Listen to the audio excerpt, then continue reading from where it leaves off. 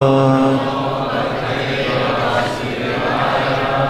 Namo Bhagavate Vasudevaya. Om Namo Bhagavate Vasudevaya.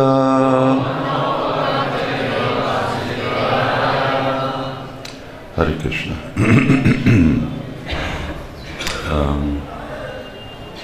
Yes, this morning we're celebrating the event of Jagannath Mishra's Mahotsava, the official celebration and observance of Chaitanya Mahaprabhu's birth.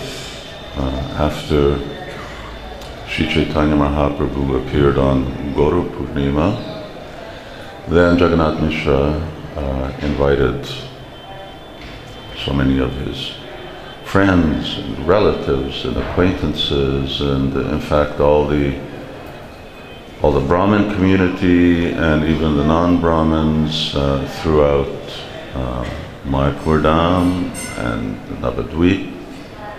So there were so many guests that came, and many guests came who he didn't necessarily invite.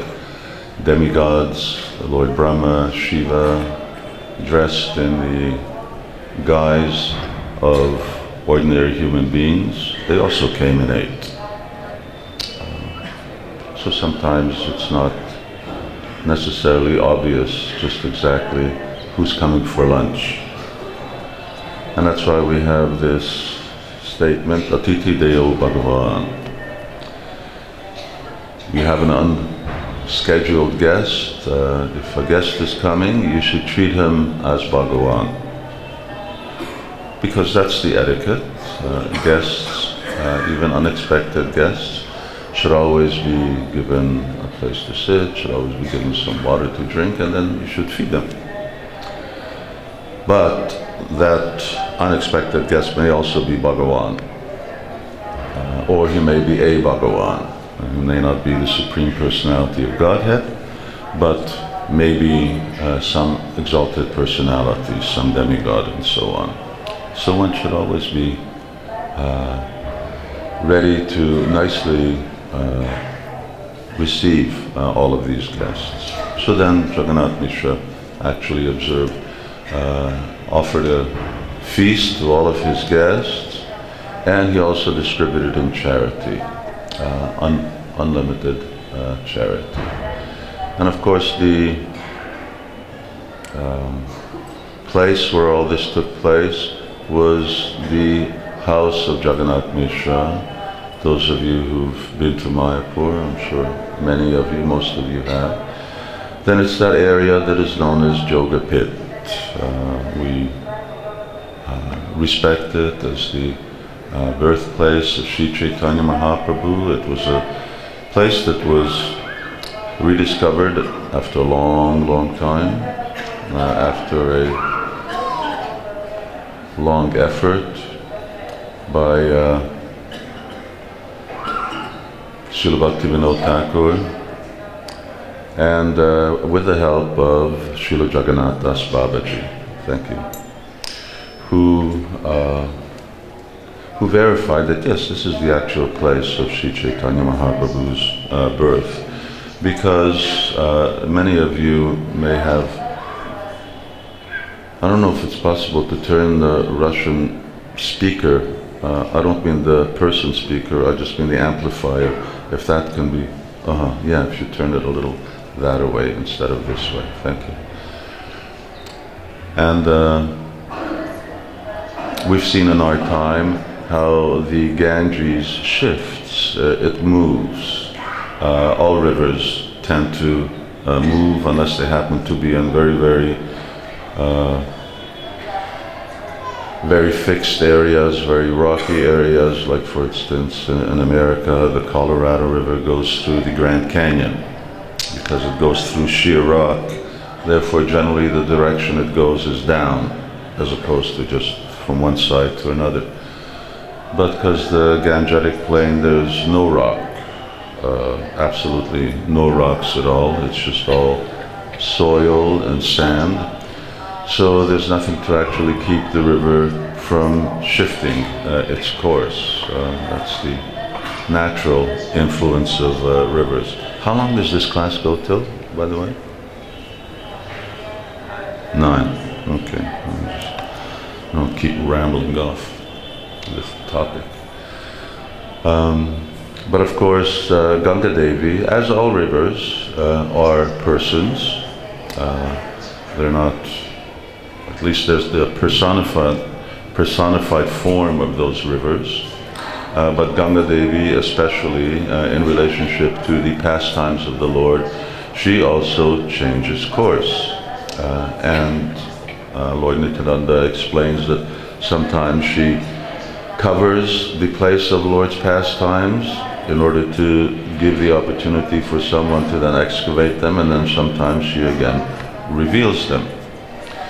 So Chaitanya Mahaprabhu's birthplace was covered like that for quite some time. And then once again the Ganges resumed another course.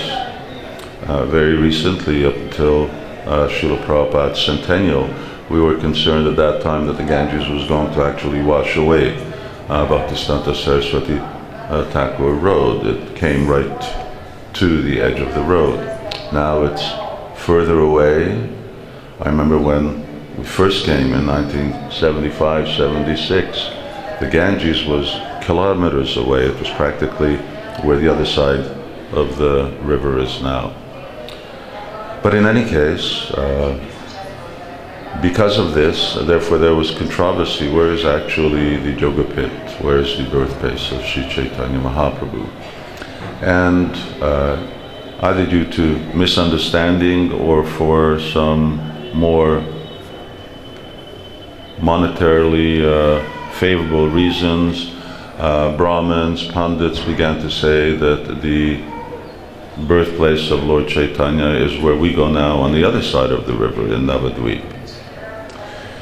And Bhaktivinoda Thakur, he spent quite some time in studying ancient maps, and there were maps and descriptions in Bhakti Ratnakar and other scriptures, and he came to the conclusion that no, it really couldn't be there.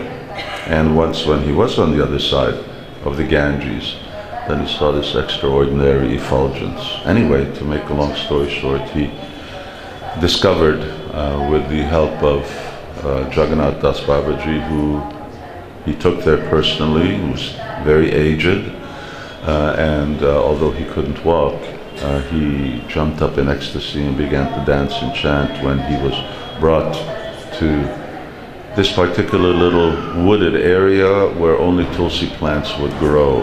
It was just all full of tulsi plants. And so that's the Yoga Pit, and although even to the present day, some people may argue that the Yoga Pit is on the other side of the river, but of course, Bhaktivinoda Thakur, Bhaktisiddhanta Saraswati Thakur, Srila Prabhupada, our Gaudiya lineage, we all recognize that it's here, it's where we go. And that Yoga Pit is a very significant place. Yoga Pit means somewhere where also yoga. Yoga means to connect, where the spiritual world also connects and contacts the material world. And in its unmanifest feature, or at least the corresponding feature in which this Yoga Pit is perceived in the spiritual world, then it's a very, very beautiful, extraordinary place. Sometimes we say this prayer before worshipping deities, Svardunyas Charutaris Puritat, which describes Srinavadvip Dham as being shaped like a back of a turtle, lotus, if you imagine a lotus spread out on the back of a turtle, and in the center it's an 8-petaled, so we have all the 9 islands with the Antardrup right at the center, and in the center of that is the Yoga Pit. And so here Nam Sankirtan is always going on, Chintamani, Prakarasadmashu, the land is all Chintamani, And Chaitanya Mahaprabhu, along with his associates, is Nitya Sankirtanam. There's always engaged in Sankirtan. Not only they're just engaged in Sankirtan, just like we'll read about Sankirtan here, but they're engaged in Prema Sankirtan. When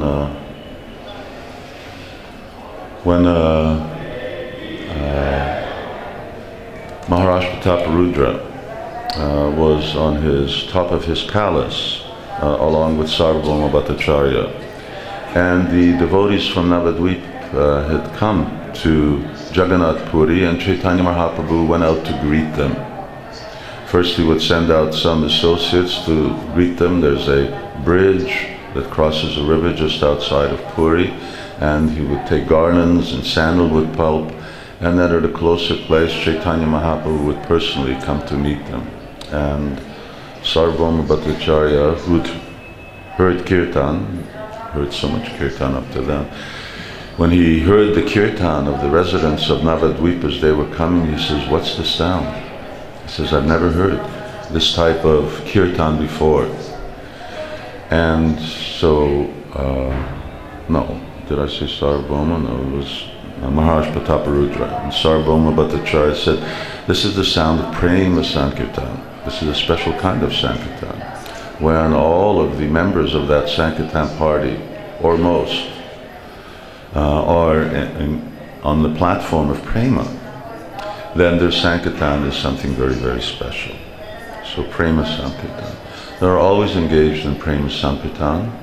And in that yoga pit, it's very beautiful. It's described in different books. It's described particularly by our acharyas. There's Jagannath Mishra's home, and in the Jagannath Mishra's home there's a kirtan hall. In that kirtan hall there's a wonderful, wonderful Shringasan, hexagonal shaped, and in that hexagonal shape on that throne around on the floor is written these syllables of the Gora mantra, and there's also an extraordinary throne where Sri Chaitanya Mahaprabhu sits, and this is considered to be the home, the heart, the place from which Sankirtan and the Sankirtan movement spreads. We also have corresponding yoga pit here, Govindaji temple. It's also similarly described to be on a hill. And here it is the sitting place of Radha and Krishna, from which all of their transcendental pastimes expand. Anyway, at that house, or what was the visible version of the house to the residents of Navadvip 500 years ago, Jagannath Mishra held a wonderful feast. And there was great Sankirtan. They were chanting the name of Hari, although Chaitanya Mahaprabhu had not as yet introduced the Sankirtan of the Hare Krishna Mahamantra, but they were all Vaishnavas, therefore they were chanting. Just like when Krishna was born.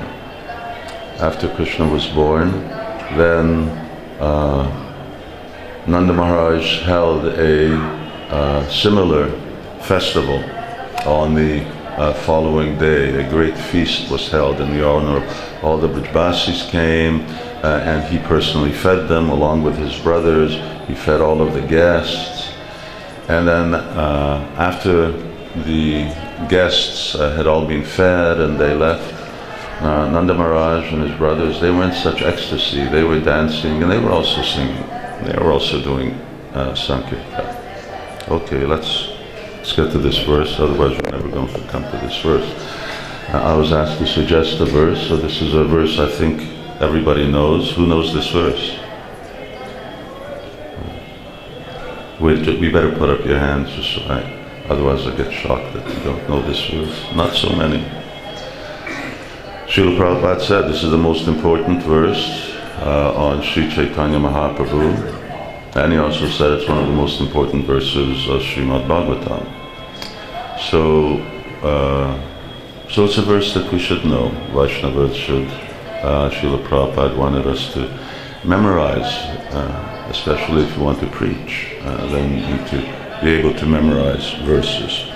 And let's just read it together. And I have Bhagavatam verse here, but I prefer to I'll read some of Srila Prabhupada's purport from Chaitanya Charitamrita. Of course, Srila Prabhupada didn't get to the 11th canto, so he didn't directly comment on the in the Bhagavatam on it, but he did comment in Chaitanya Charitamrita. And this is from Adi Lila, 3rd chapter. Krishna Varnam Tisha Krishnam Shango Pangashtra Parshadam Yagyai Sankirtana Prayer Yajantihi Sumedasa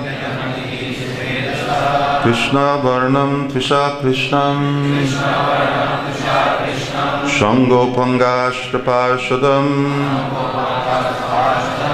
Yagyai Sankirtana Prayer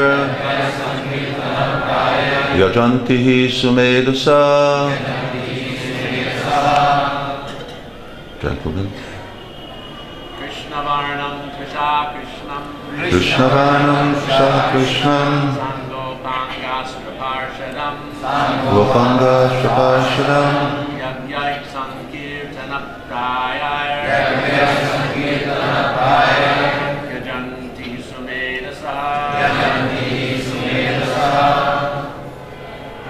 Krishna Varnam Tisha Krishnam Krishna Varnam Tisha Krishnam Sangopangastra Parshadam Sangopangastra Parshadam Yagyai Sankirtana Prayar Yagyai Sankirtana Prayar Yajantihi Sumedasa Yajantihi Sumedasa Krishna Varnam Tisha Krishnam Tisha Krishnam Sangopangastra Parshadam Sangopangastra Parshadam Yagyai Sankirtana Prayar Yajanti Sumedasa. Ladies, Krishna Varnam Tisha Krishnam Sangopangashta Parshadam Yagyai Sankirtana Prayar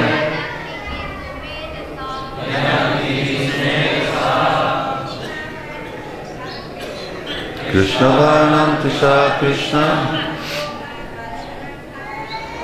Sangopangashta Parshadam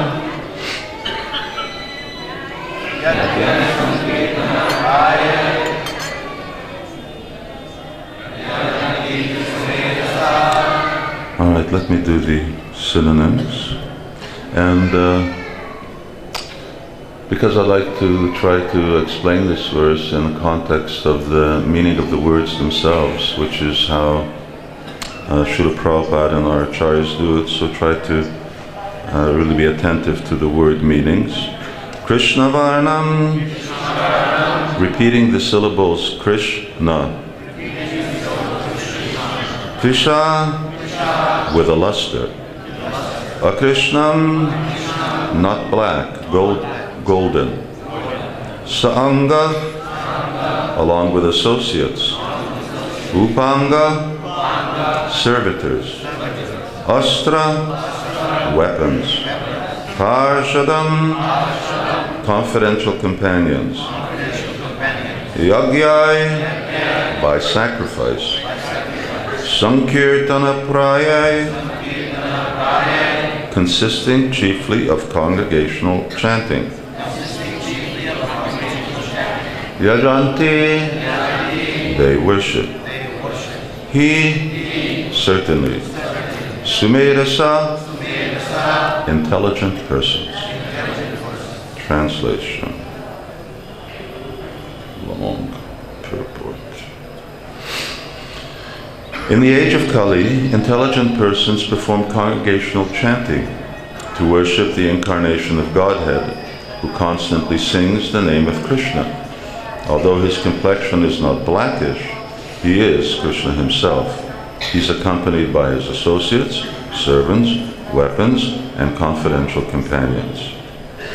Please repeat. In the age of Kali, intelligent persons perform congregational chanting to worship the incarnation of Godhead, who constantly sings the name of Krishna.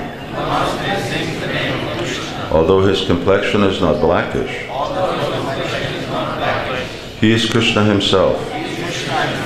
He is accompanied by his associates, servants, weapons, and confidential companions. Purport by His Divine Grace Srila Prabhupada. I'll read the first two paragraphs of this purport. It's quite long, it's about 4 pages. This text is from Srimad Bhagavatam 11.5.32. Srila Jiva Goswami has explained this verse in his commentary on the Bhagavatam known as Krama Sandarbha, wherein he says that Lord Krishna also appears with a golden complexion.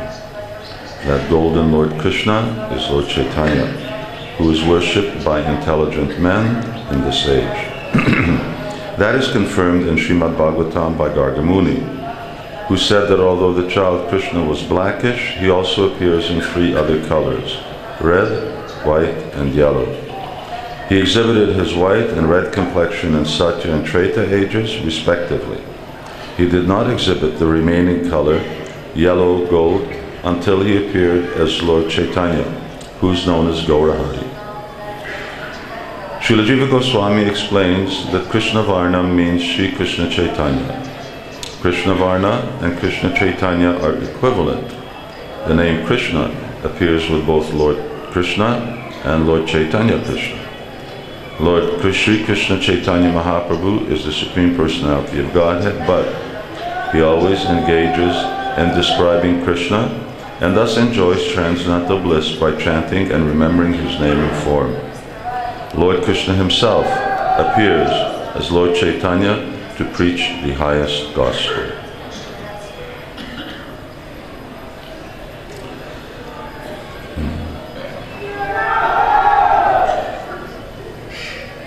Om Jnana-timirandasya Jnana-anjana Shalakaya Chakshurunmiritam Jena Tasmaya Shri Gurave Namaha.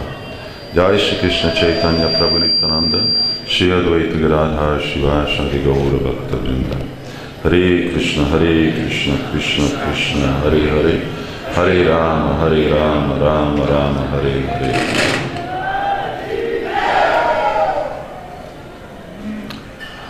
As I mentioned earlier, that Srila Prabhupada calls this verse the most authoritative verse on Sri Chaitanya Mahaprabhu, describing Chaitanya Mahaprabhu's features, his mission, and also his associates.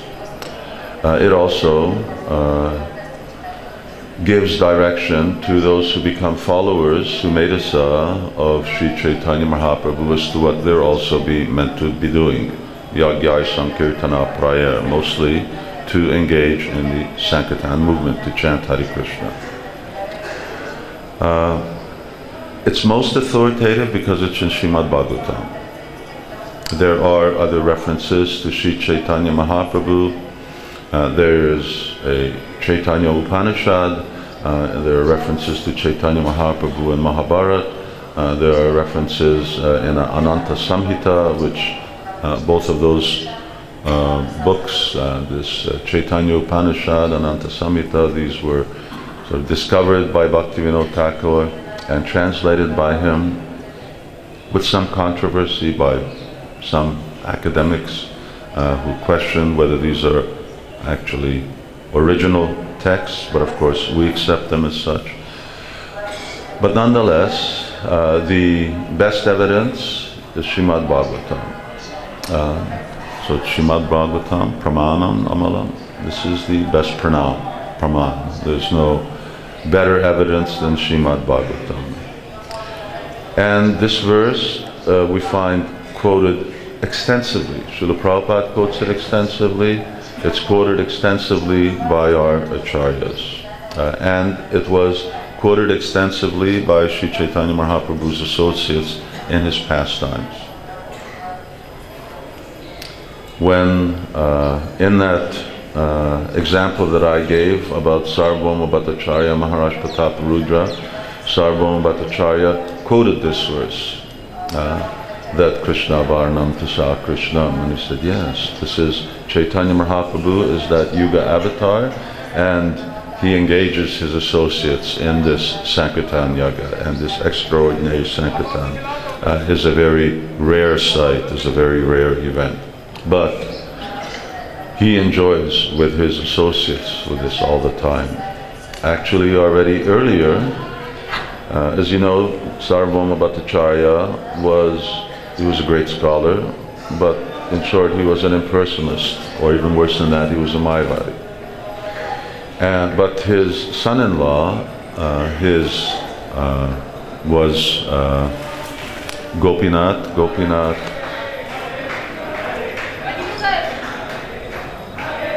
and I just forget his last name, but Gopinath was also a classmate of Sri Chaitanya Mahaprabhu. He was from Navadvip, and they had argument, they had discussion. When Sarvabhauma Bhattacharya brought Chaitanya Mahaprabhu in his fainted condition from Jagannath temple to his own home, then Gopinath pointed out that he's not an ordinary person. This is not just the ecstasy of some ordinary Vaishnava. He's the Supreme Personality of Godhead. And how do you know? He says, well, look at his symptoms. Krishna Varnam Tasha Krishnam, and he quoted this verse. Later on, in Chaitanya Charitamrita, in 20th chapter, when Sanatana Goswami and Chaitanya Mahaprabhu are speaking, Chaitanya Mahaprabhu is asked. Sanatana Goswami says, how can I know who the incarnation for this age is? And Sri Chaitanya Mahaprabhu quotes, he says, Krishna Varnam Tasa Krishnam. Chaitanya Mahaprabhu personally quotes that. And then Sanatana Goswami says, well, how do I know to whom this verse applies? How can I identify who the Yuga avatar is? So first thing Chaitanya Mahaprabhu says, you can't do it. Don't accept anyone who declares himself to be an incarnation. Anyone who declares himself to be an incarnation, he should be rejected. He said, so then how will I know? What are the symptoms? So Chaitanya Mahaprabhu says, generally there are two symptoms. There is Swarup Lakshan and Tatashta Lakshan. The Swarup Lakshan of an avatar or an incarnation are his personal features. His form, his effulgence, his personal characteristics. And the Tatashta Lakshan are his activities. What does he do? So Sanatana Goswami, actually, he was Prabhupada says, he was a minister, he was very intelligent, and he knew Chaitanya Mahaprabhu was this Krishna Varnam Tasa Krishnam, that he was the incarnation for Kali Yuga, but he wanted to trick Chaitanya Mahaprabhu into admitting that that was him. So then he said, well, from what you say, then I can understand that the main characteristic, that's great, thank you, the Swarup Lakshan of the incarnation for this age is that he is Tusha Krishnam, is that his complexion is Krishna. He has a golden complexion, right? And of course, looking at Chaitanya Mahaprabhu, who has a golden complexion. And then what else does he do? Yagya Sankirtana prayer. He's engaged in the Sankirtan Yagya. This is his Tatashta Lakshan, along with his Anga, Upanga, Parshada, along with his associates. So at this time Chaitanya Mahaprabhu, he caught on to what Sanatana Goswami is about. And he said, Sanatana, don't try to catch me with your tricks. And then he went on and he continued. But these are then the two characteristic features of Sri Chaitanya Mahaprabhu, Prabhupada said, and of this verse, most authoritative verse on Chaitanya Mahaprabhu, which actually then describe. Trisa Krishnam talks about the Lord's complexion. So this is actually his personal characteristic. And Krishna Varnam, under a certain interpretation, Krishna Varnam can also be his personal characteristic, his Swarup Lakshana. And then marginal characteristics, or Tatashta Lakshan, or everything else that's described there. And by this, one can then identify, and we can come to both prove for ourselves and also prove for others that yes, Sri Chaitanya Mahaprabhu is the Supreme Personality of Godhead. Which, even in India, is something that's becoming, but generally is not widely known. Although people may recognize and accept Lord Krishna as Swayam Bhagavan, Krishna's too Bhagavan Swayam, but Chaitanya Mahaprabhu is not readily recognized. There are many controversies surrounding Sri Chaitanya Mahaprabhu. Even one of our 4 sampradayas have their headquarters not far from here. They also consider that Chaitanya Mahaprabhu is just, he wasn't Krishna, neither was he even the Vishnu Tattva, but that he was just a great devotee. But of course, that's not what the context of this verse is all about. So contextually, if devotees know, who's read 11th canto of Srimad Bhagavatam? Wow. Well, you should, because it's part of Srimad Bhagavatam.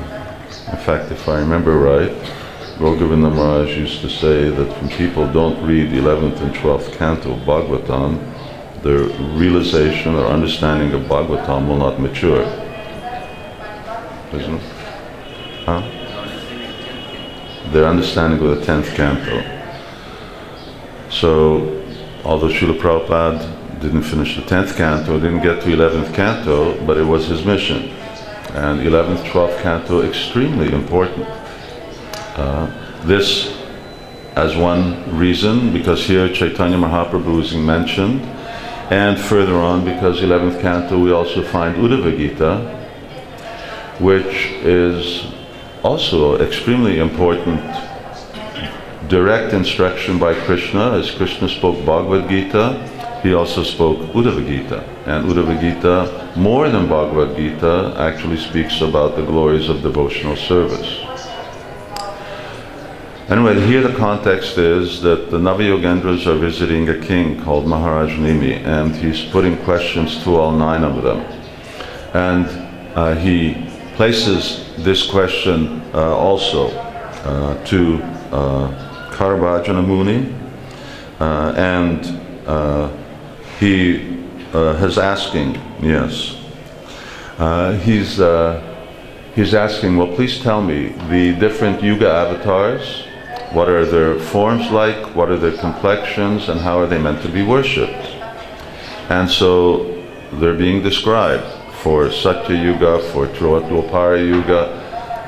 And then when it comes to Treta Yuga, and then when it comes to describing prior to Kali Yuga, then the sage precedes this verse. He makes in the previous verse, in verse 31, he concludes it saying, Nana Tranta Vidanhina Kalav Api Tatish Rinu. He says that now in Kali Yuga, devotees will more or less follow the principles of the Tantra, and they will worship the Lord by Tantra. Bhaktisiddhanta Saraswati Thakur comments that Tantra means the Pantra Triki Vidhi. Although the essence of our Krishna consciousness movement is based on Srimad Bhagavatam, chanting Hare Krishna, which is the Bhagavat Vidhi. But still, our process of Diksha, initiation, our worship of deities, in fact, our general activities are based on Pantra Triki Vidhi. Both of these things are there, Pantra Triki and Bhagavat Vidhi. So he says Tantra. He says these Vaishnavas, or that worship, will go along this line of Tantra. And then very interesting, he says, Tata Shrinu. He says, now listen to me. Just like Krishna also tells Arjuna in the Bhagavad Gita. He says, now just listen to me. When someone says, listen to me, that's because I'm going to say something very important. So yes, these other things, they were of importance, but I'm going to tell you something that is especially important. And then he quotes this verse, Krishna Varnam Tusa Krishna. All right. So, as I mentioned, this verse he's describing now who is the Yuga avatar, what is his complexion, what is his form like, and what are his activities. Tvisa Krishnam. Tvisa Krishnam means Tvisa Akrishna. His complexion is Akrishna. Krishna means Krishna, the person Krishna. Krishna also means black or blackish. So here he says his complexion is not like Krishna's, or it's not blackish. So that gives us an idea of what actually his complexion is like. Now, and this is the main characteristic of the Yuga avatar for this age. In one sense, one may consider, well, you say some things are Krishna, but a lot of things that are not black. So, green is not black, blue is not black, yellow is not black, and so on.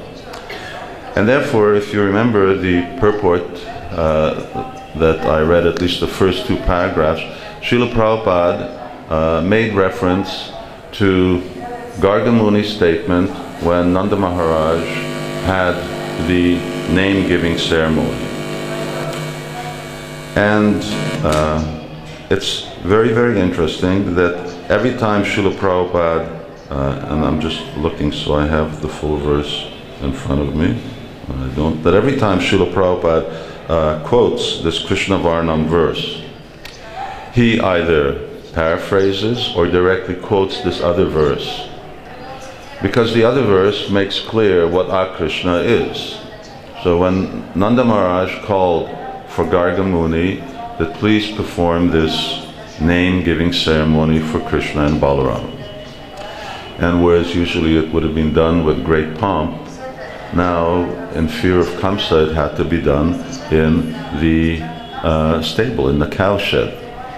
So they did it there, and actually it was just Nanda Maharaj and some of his brothers, and Mother Yashoda and Rohini were there. They were the ones who were holding Krishna and Balaram in their laps. And so Garga Muni began with Balaram, and then he came to Krishna. And then he said, Asan varnas trayo hyasya grinatu nuyagam tata sukto raktashtata pita idanim krishnatam jata. So this verse Prabhupada always quotes because it qualifies exactly what Tvisa Krishna means, what not blackish is. Make it more clear. Here the Muni says, your son Krishna appears as an incarnation in every millennium. In the past he assumed 3 different colors, white, red, and yellow. And now he's appeared in the blackish color. Now Prabhupada puts in parentheses, although this is not in the verse, in another Dwapar Yuga, he appeared as Lord Ramachandra in the color of Shuka, a parrot. All such incarnations have now assembled in Krishna. This last part was Srila Prabhupada's addition to the translation. So he's clarifying. Why? Because, so it's very clear, white and red. So in Satya Yuga, white incarnation. Then in Dwapara Yuga, red. Narayana Rishi. Then comes red incarnation, Yagya avatar, coming in the Treta Yuga, Dwapara Yuga. Although here Srila Prabhupada says, but in a special Dwapara Yuga, that same day of Brahma, when Chaitanya Mahaprabhu, when Krishna appears, before him appears Lord Ramachandra, after him appears Chaitanya Mahaprabhu. And that's special, because that takes place very rare. This is the general rule, and then that becomes the exception. And of course one question really comes up, because here says suklo rakta tata pita. And the general color isn't also pita. There's also black and blackish. So that's the colors for Dwapara Yuga and Treta Yuga. But now, no, it becomes different. Here, he appears in a yellow form, and then after that comes Idanim Krishnatam Jata. So here we see that there's a chronological order. He said, all right, in the past, Garga Muni is saying, in the past, we're not going to get very far in this verse. We have 5 minutes. In the past, he came in a white form. Then this boy of yours came in a red form. And then he says, Tata Pita, Idanim Krishnatam Gata. And Pita, then he says, is yellow. And Idanim Krishnatam Gata. And here he is in his blackish form. So there's an apparent confusion here going on the basis of chronology, because if you were looking at past, then the next thing is present, and then it would be the future. So in the analysis of this by the Acharyas, they point out that although Idanim means at the present, it also means in the near future, and referring to Pita. It says that in the past he came in white and red. In the future he would appear. In the near future he will appear in his yellow form, Pita, and Krishnatam Gata. And now he's coming in this Krishna form.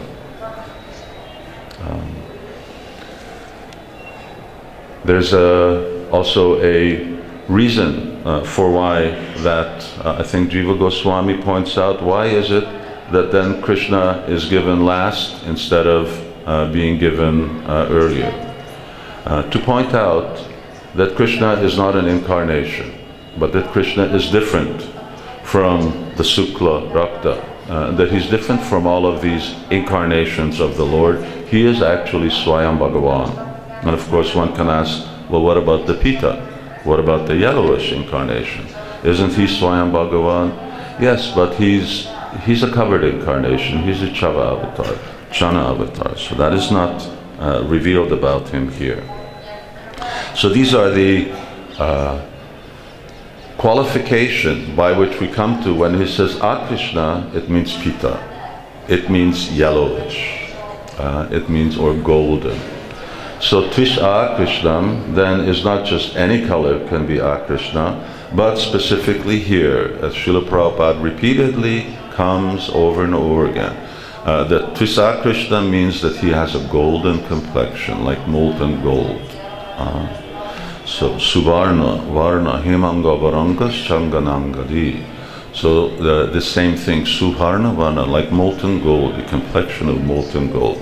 That then becomes the form. So this is the Swarup Lakshan. This is the meaning of this Tvisha Krishna. A very interesting other reference which actually takes place between, I believe, Narada Muni and Lord Brahma. And that was also about the discussion of this Krishna Varnam verse, as how it is that Krishna is actually appearing. Is it really Krishna who's appearing in the Kali Yuga as Sri Chaitanya Mahaprabhu in this golden form? And where does Krishna make reference to that personally himself? So this discussion takes place, and this is what Katyantas, Mamnitya, Tushyanticha, Ramanticha, this is also what the demigods are doing. They're also discussing all of these topics of Krishna. So in answer to this question to Narad, Lord Brahma says, well, consider the verse Krishna says, Paritanaya sadunam, vinasya tajustikam, dharma samstapanartaya, sambhavami juge juge. Who knows this verse? Okay, now we're getting a little more show of hands. Yes, sambhavami juge juge. So Lord Brahma says, here's Krishna standing on this chariot with Arjuna, and he's telling Arjuna, Sambhavami Juge, I'm appearing in this age, and Juge, and I'm appearing in the next stage also. I don't appear in this blackish form, but Sukla Rakta Tata Pita, but I appear in a golden form. So very interesting. Sambhavami Juge Juge. Age after age, I'm appearing in this age, and I'm appearing in the age after that.